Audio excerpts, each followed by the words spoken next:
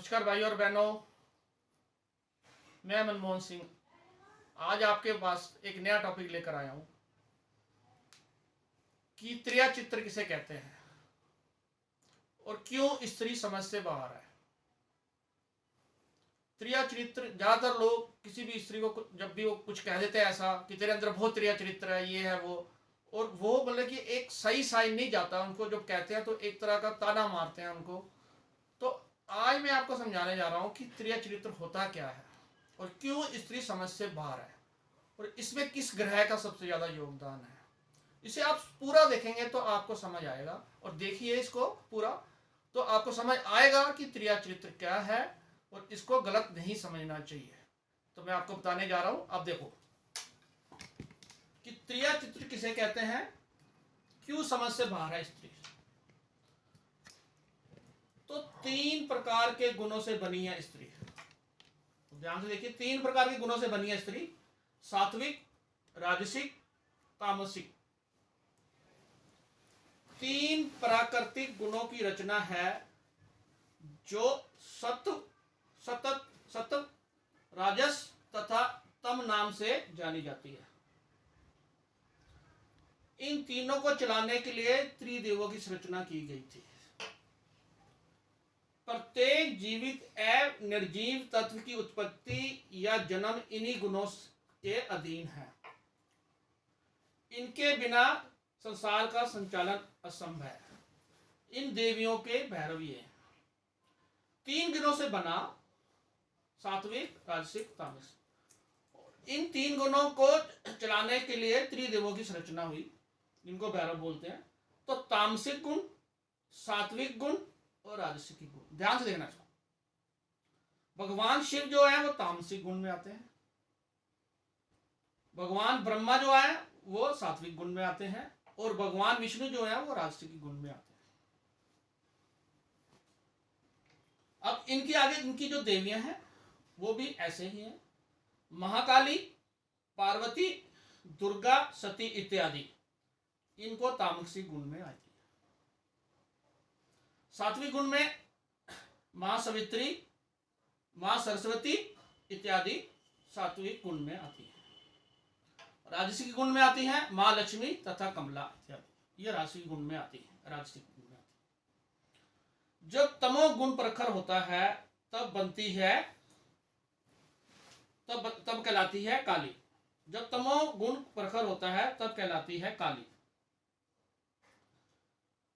जब सत्व गुण का प्रभाव बढ़ जाता है तब ब्रह्मचारिणी कहलाती है। शक्ति में जब राजसी गुण उत्पन्न होता है तब दुर्गा कहलाती है।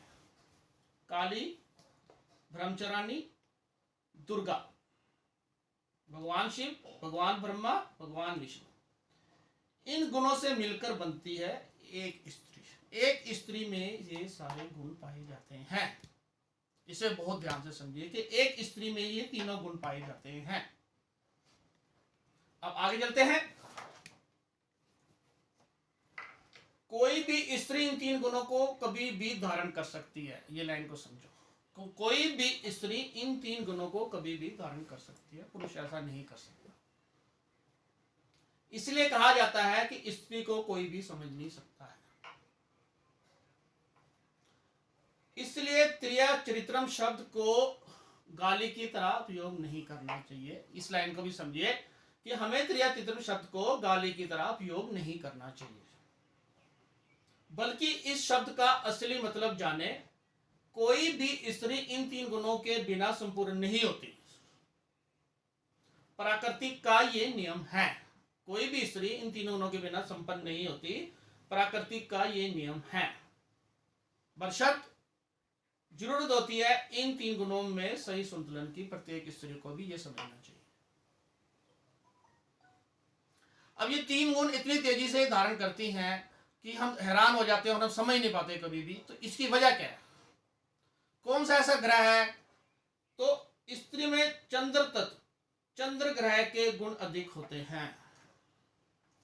इसलिए स्त्री इन 3 गुणों को जल्दी से धारण करती है। अब चंद्र ग्रह, चंद्र के गुण अधिक होने से क्यों धारण करती है? तो इसके लिए चंद्रमा को समझना पड़ेगा। चंद्रमा जो कि रोज अपनी चाल बदलता है। चंद्रमा ग्रह जो है वो रोज अपनी चाल बदलता है, कभी भी एक जैसा नहीं रहता है, कभी घटता है, कभी कम हो जाता है, कभी अधिक हो जाता है, कभी पूर्णमासी है, कभी अमावस्या है। इसी तरह के गुण स्त्री के में पाए जाते हैं, जिसे हम समझना चाहिए।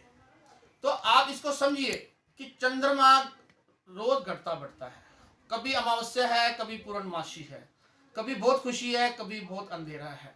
तो स्त्री ये गुण बहुत तेजी से धारण करती है। उसके पीछे सारा लॉजिक क्या है और वो क्यों धारण करती है, उसमें कौन से ग्रह की ज्यादा मात्रा पाई जाती है, तो ये हमें समझना चाहिए और इस शब्द का हमें सही उपयोग करना चाहिए। तो आज मैंने आपको बताया है कि त्रिया चरित्र किसे कहते हैं और स्त्री की उस समझ से बाहर है। तो इसको आपने देखा होगा और ये बहुत ही एक अलग सा टॉपिक है, लेकिन बहुत महत्वपूर्ण है। कृपया करके मेरे चैनल को ज्यादा से ज्यादा सब्सक्राइब और शेयर करें। धन्यवाद।